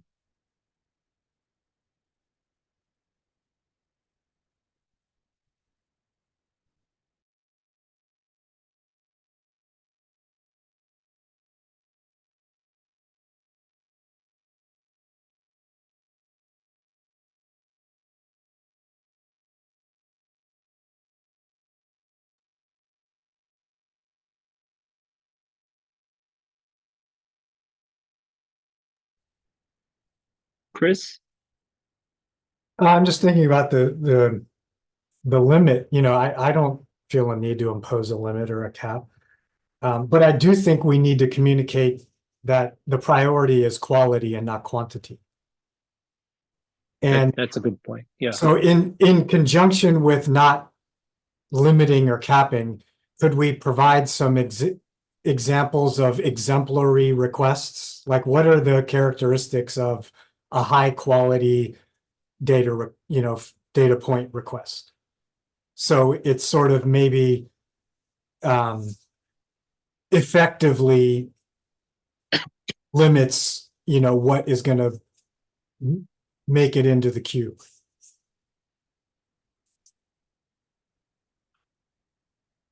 Marianne? Thinking about Chris's questions just now, I think we're at an early stage to provide examples of exemplary given we're in round one. But what this is proposing with the repository over time, that would reveal itself in terms of the kinds of recommendations that were advanced to the feasibility stage, the kinds of recommendations that the governing board ultimately decided to act on. So we could certainly keep that in mind kind of as this evolves. Another thought that I think cuts across all 5 recommendations in this process overall is that from my perspective at the office, one of the most valuable things we can learn from the advisory boards and from members of the public is what's the problem they're trying to solve for? What's the question they want to answer they currently can't? And the more we can elevate that and then work together to try to brainstorm how we do that in practice, the better. So as we've thought about all of this, I've been trying to think about how we do that in practice, but I'll just give a concrete example. One thing that has shown up across our community conversations, across public comments from individuals, and across comments in advisory board meetings is that people very highly prioritize the ability to disaggregate by race and ethnicity and the ability to disaggregate by geography. So I know over time, right, as one data provider might start collecting this and stop collecting that, or as things change across various landscapes of what data are available or how we can do this, we can have this clear objective in mind of saying, how do we make sure that people can disaggregate by geography and disaggregate by race and ethnicity? And that's kind of a guiding principle that we've gleaned across lots of different forms of input. So if there's a way for people on the advisory boards to elevate not only, here's the specific data point that I think would be very powerful to add, but here's why, right? Here's why that's really important, because right now we can't answer questions on XYZ. That if we pair both the like how to get it done with the underlying reason why it's so important, that can also help these ideas have stickiness and power over time. So just a big picture thought. That idea is easier to communicate in the abstract than to implement in practice. But the more we can find a way for our office and for you as a governing board to understand the why behind why people want a specific data point or what they currently can't answer, I think that might open up possibilities for creative problem solving. Yeah, and I think, in addition to, not capping, which I support not limiting recommendations, building off what Marianne said is it's still early days and we don't really know, what we need yet, what the unanswered questions are. And we need to get public input into that and board member input into that. But I do think there, even the concept of data point, that means different things to different people. So I think providing some context and clarification of along the lines of what you just said about we should be focusing more on questions and broader topics that are unaddressed rather than, zip code. Like I want to know zip code. In isolation, that might not be useful. You need to know something else. Like what's the broad question you're trying to answer? That could be a characteristic of a high quality data request that we put forth in materials that could help facilitate this. So if I could just add on to that, I think Marianne and Chris, you're both exactly right. What I've been struck by is that we're not having a larger conversation about what are the questions that we need to answer. That goes back to the planning process when we sort of started it out, right? I think a data point conversation is making the issue much more narrow, and that if we could sort of if in some manner we could have the advisory boards engage in a much larger conversation about what are the questions we're trying to answer, what's the purpose, and what are we trying to get to through that process. I think we get a much better idea about what priorities there are and what things are sort of much more feasible or not. As a person who's fully comfortable with a cap, just from a staffing perspective, I still think that I do think that we're missing the point if we're not sort of forcing the conversation around what are we trying to solve for here? What are the questions that we're trying to answer here, and have that be the guiding principle of the advisory board conversations. Maybe if we operationalize this or enshrine this within the governance manual, we can say, well, there is no cap on the number of recommendations an individual member can propose. The spirit is to ensure high quality and thoughtful ideas, right? Something to that effect, and then maybe at some point in time, this can evolve into some very concrete examples of what that might look like. But at a minimum, adding a sentence in there or two that precisely addresses a lot of the concerns or the ideas that have been presented right now by committee members, which is that what we're really after is quality, right?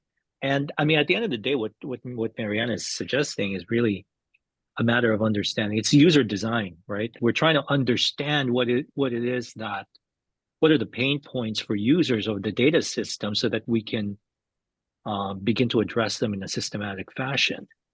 And if the quality of the recommendations don't help us get at what is it that the user ultimately needs, then it makes it very difficult for us to truly address within sort of this dynamic environment what stakeholders might require.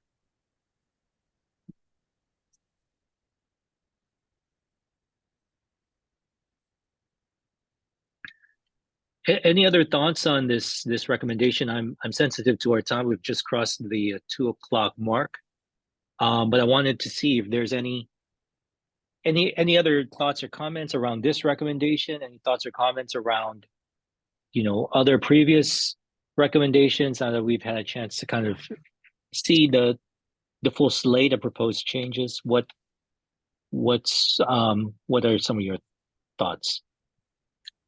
Robert, I just want to echo points that were made earlier about understanding the why. I think that's really important for us as a board and as we move forward. I also think that addressing that will help in the evaluation of the proposals and getting them to that feasibility stage. So I'm hoping that some of that stuff sort of works itself out over time as we see examples of proposals that sort of make their way further into the process. You know, we'll understand what those qualities might be, and certainly having that repository out there for the public to look into can help them understand too, you know, how certain requests made it, you know, further than others, how to bring forward or repropose ideas maybe that, you know, weren't as fully developed previously, things like that. So. Thank you for that. Now I think we've got one more item, right, which is the number 26, congruency of the role of the Community Engagement Advisory Board versus the authority. Mary Kate, I just want a quick process check. That's where we're at right now, right? Yes, that's the last. Okay, so this is the last item right here. Any thoughts on this correction 26?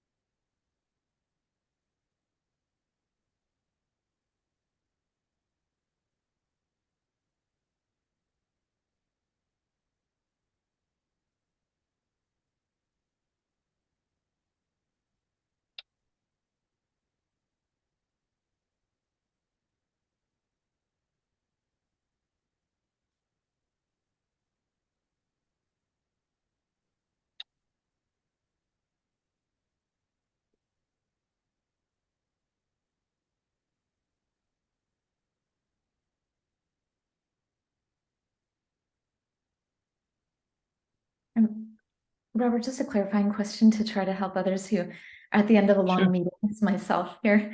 The question at hand here is about the Community Engagement Advisory Board's role in submitting ideas related to data versus data and tools. Is that correct? And should we be connecting that to the text in recommendation 1, where this is connected to the sponsorship idea to say essentially data and tools advisory board member could recommend have a recommendation that a member of the community engagement board can take up, or a community engagement advisory board member can also pre-submit an idea that a data and tools advisory board member could sponsor. Is that how these connect?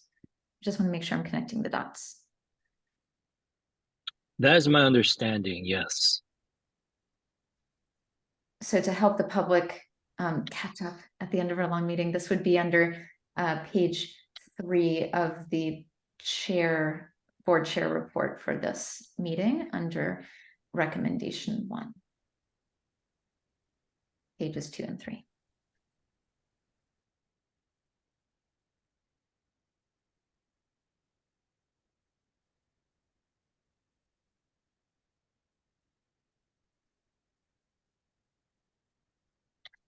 So, are we proposing that a recommendation, a data point recommendation from a member of the Community Engagement Advisory Board would go through the public sponsorship process?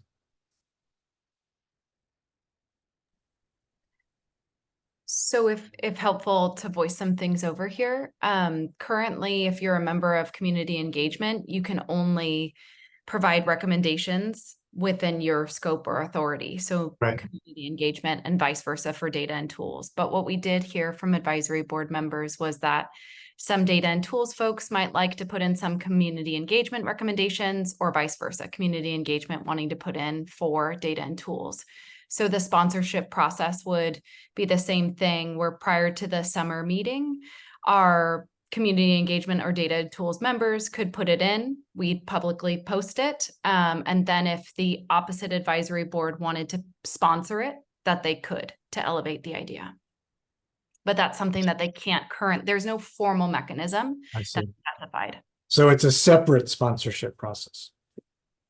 Separate from the public one, it's the community engagement sponsorship process. Okay. Technically, they would run concurrently. It would be a part of the same shipment of recommendations that would be brought in. I would say the only thing that makes it different is the name on the form. And if the other advisory board knew Mary Kate Jones, she's a community engagement member, but it would run the same way.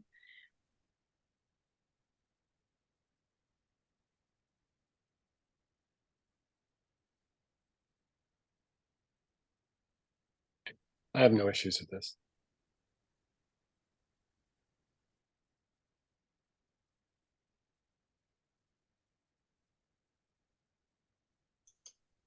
No concerns here either. Other members of the committee? I mean, it sounds like the process we already spec'd out, where members of the public can submit and potentially be sponsored by data. They're going through the same process, but they might just be more recognizable as a member of the. I'm fine with that. They're essentially a member of the public submitting a recommendation. And it would be easy for office, just from a logistics standpoint, to submit those in batches, to say, here are the recommendations from the opposite advisory boards, here are recommendations from members of the public, to make it easy to navigate.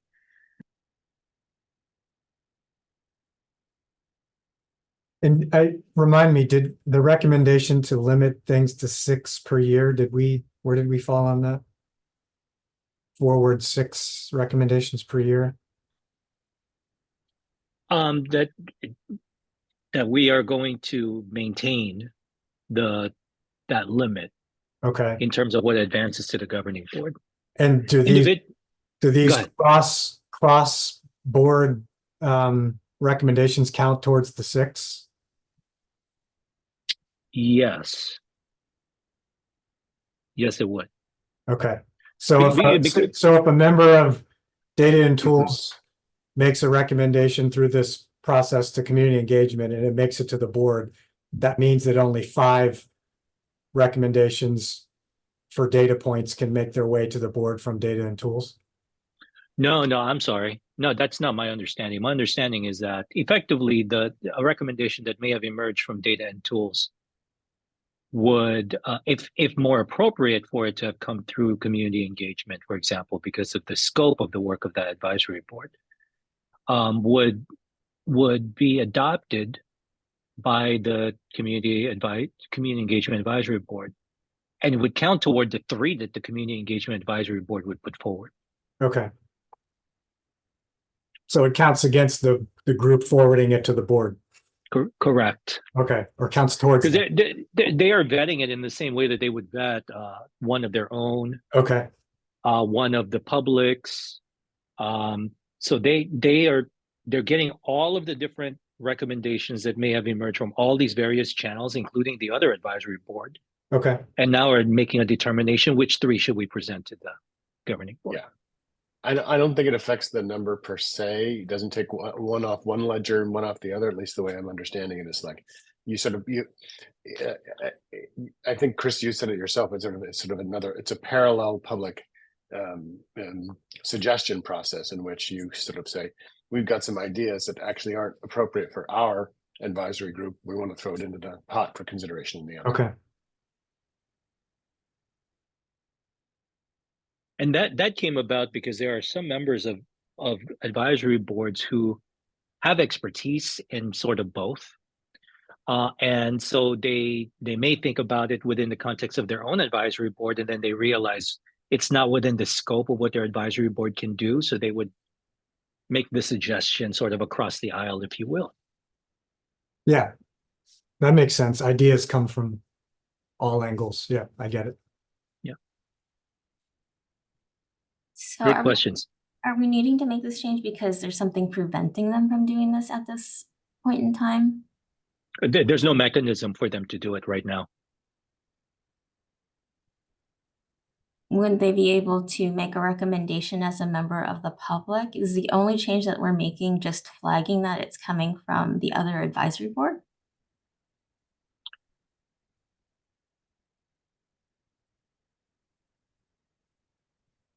I suppose in theory, yes, we could say that's the reason. I think the other is that we're also trying to kind of, while honoring the distinct scopes of work of each advisory board, it's also to kind of have them collaborate with one another and ensure that they're not working entirely in silos.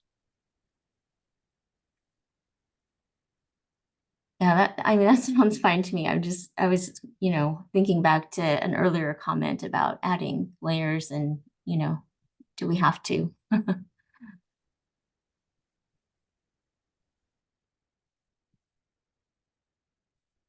mean, it sounds like we're effectively blessing recommendation, like it's okay to use for community engagement members to use the public sponsorship process. If for some reason you thought it wasn't appropriate, we're saying it's okay, you can do that.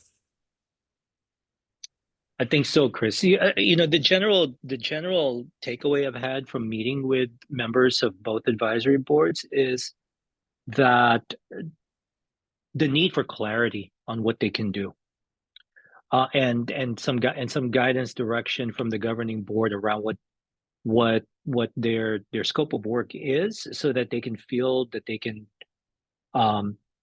operate and fulfill the duties and the responsibilities that they have, and support the work of the governing board and the entire office. And so a lot of this did seem, like, okay, like where are the ideas coming from? Which ideas can we pull from? To what degree are we working with one another? It's sort of establishing some of those ground rules, while at the same time honoring like the very specific and distinct expertise that each advisory board brings to the governance structure of C2C.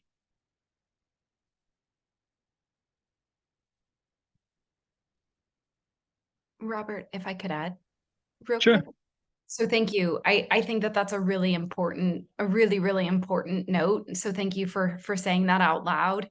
As we've mentioned, there's no chairs for advisory boards. And so the office runs these meetings. And so we look to the governance manual.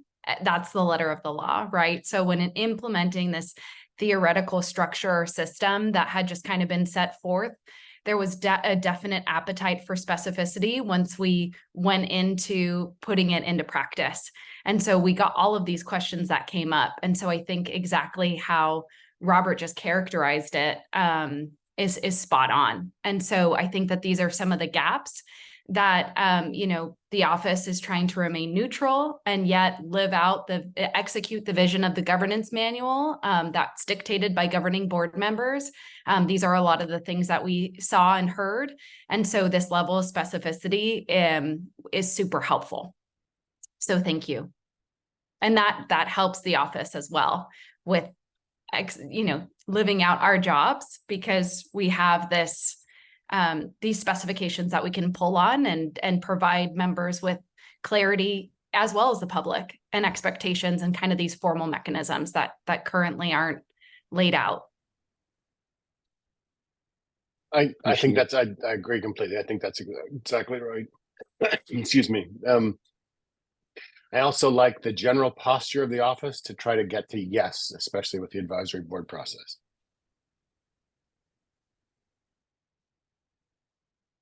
Well, I wonder if there do we need to add some sort of protocol?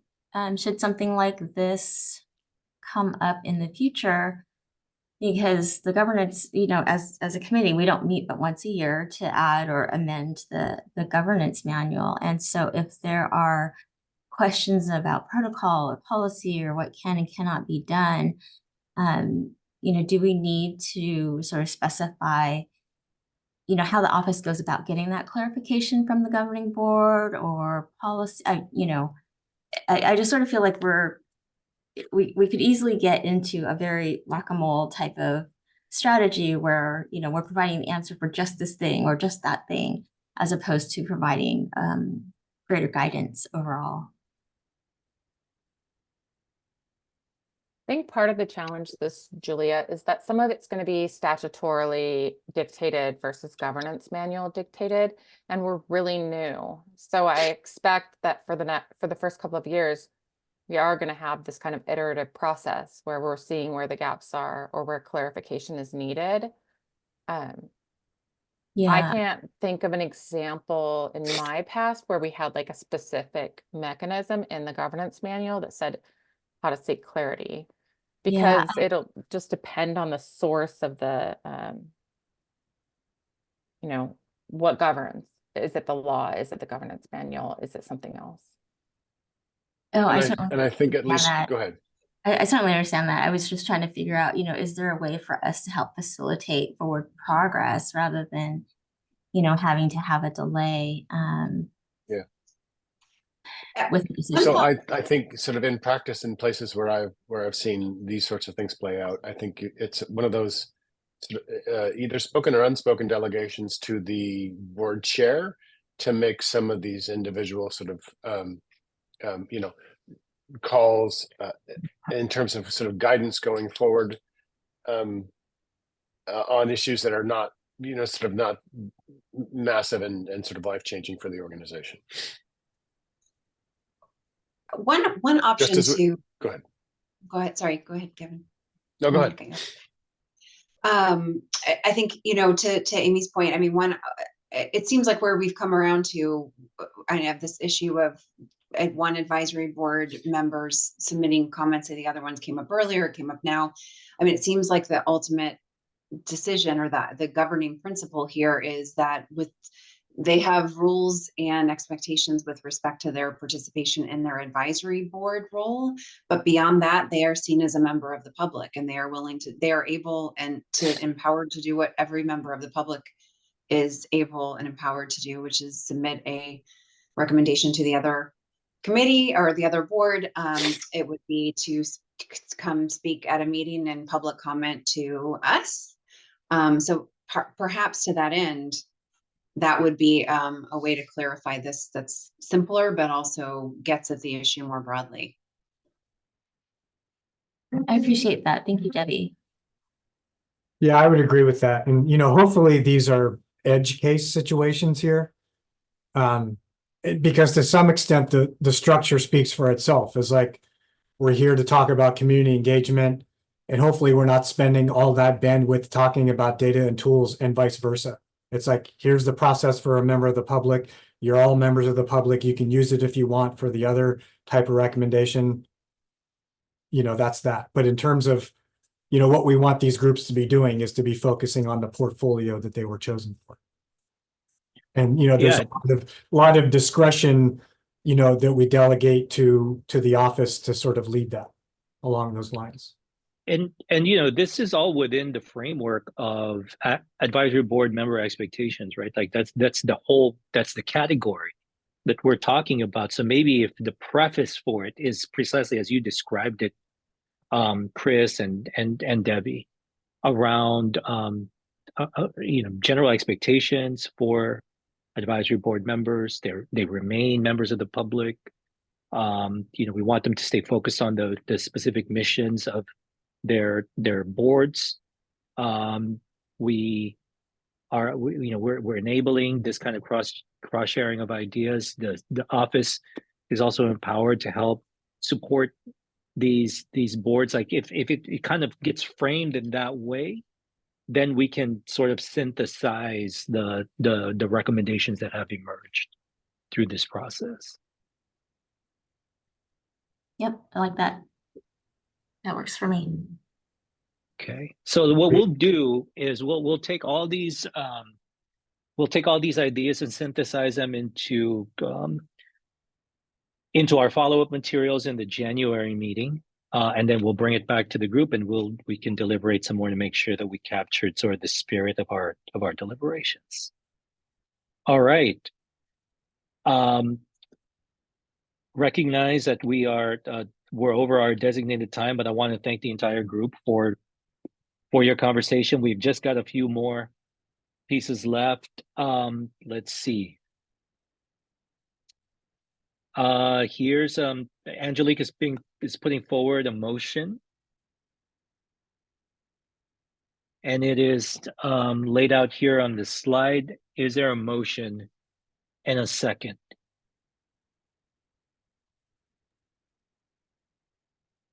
I'll move. Second.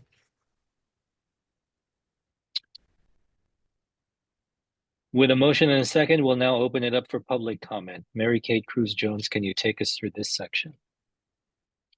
Perfect. Thank you. We will now be opening it up for public comment on this agenda item. So please note that it is limited to agenda item 3. If there's anybody on the line that would like to provide a comment, we won't have more than 10 folks because there's only 8 on the line. So speaking time will be at 2 minutes. I invite folks to raise their hand. I am not seeing any hands raised at this time, but okay, I do now see 1 hand raised. If there's anybody else that would like to make a comment, please raise your hand. I'm not seeing a change in status, but I'm happy to open it up to Raquel right now. Raquel, I've allowed you to speak. Thank you. Hi, everyone. Raquel Morales on behalf of the Education Trust West. We just want to appreciate the responsiveness to our letter and want to express support for the recommendations by the chair. We believe that these recommendations bring us closer to the values of the data system. Specific to recommendation 1, while we understand the concerns highlighted by some of the governing board members, we believe that this amendment will give the general public access to the process and even the advisory board members themselves. It's important to keep in mind that advocates and data consumers who do not have the capacity or even just the access to you all as decision makers in this space.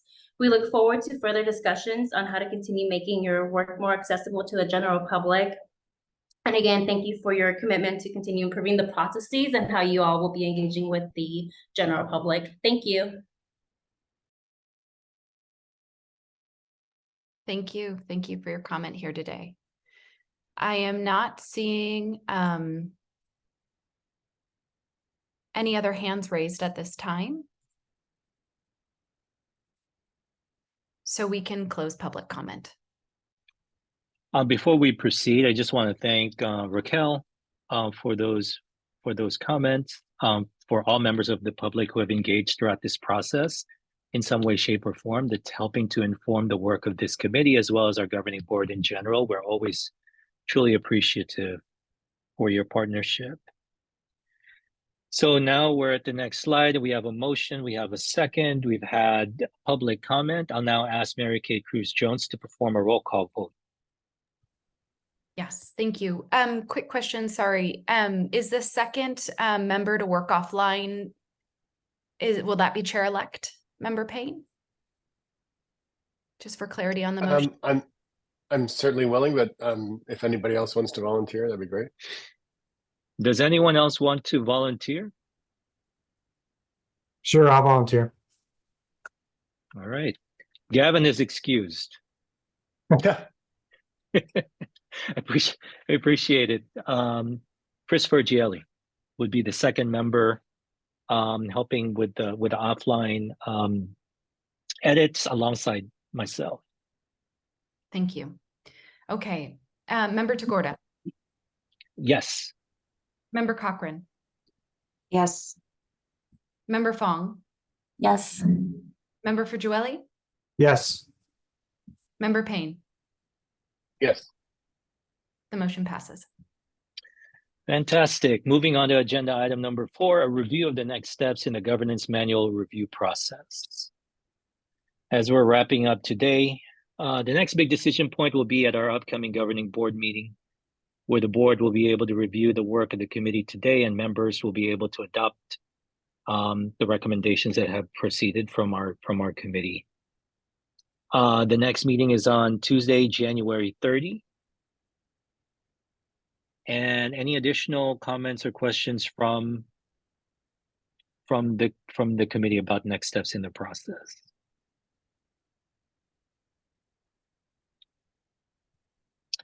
Okay, seeing none, we will move on to the next item. General public comment. This section is reserved for general public comment. Mary Kate Cruz-Jones, please walk us through this section. Thank you. As Chair Tagorda mentioned, this is for general public comment, so not limited to any specific topic. If there are members of the audience that would like to make a comment at this time, please feel free to raise your hand. I do want to say that I am not seeing any hands raised at this time, but I'll give it another moment.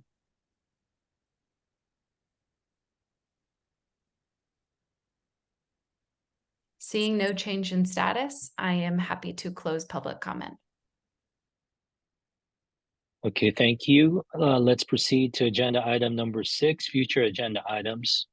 During this agenda item, we'll open it up to any members, followed by members of the public.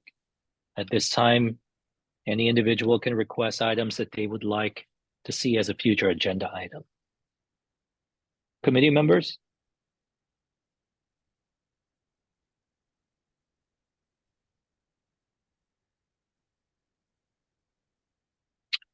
Okay, seeing none right now, we'll move on to the public. Any members of the public who'd like to speak on this item? Mary Kate Cruz-Jones. Thank you very much. We will now open it up for members of the public. If you'd like to ask for any future agenda items at our next meeting on the 30th, as Chair Tagorda has already mentioned. I'm not seeing any hands raised at this time, so I'll give it another moment.